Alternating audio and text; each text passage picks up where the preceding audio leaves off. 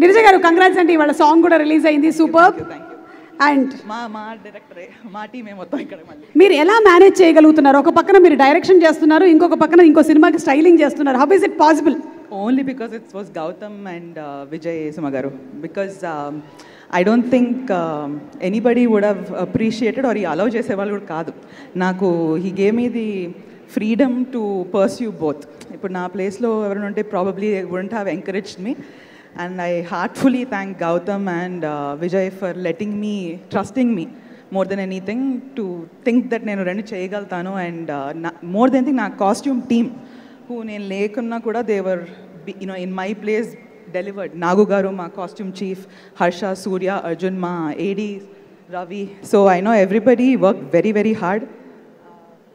And the film kochetapadiki the styling or the looks of the film, sir anna word, I think Gautam tho panchesina pratisari it's a very inspiring journey. Madi Jersey nunchi start ayindi, we have worked on Magic and now on Kingdom. So over to you.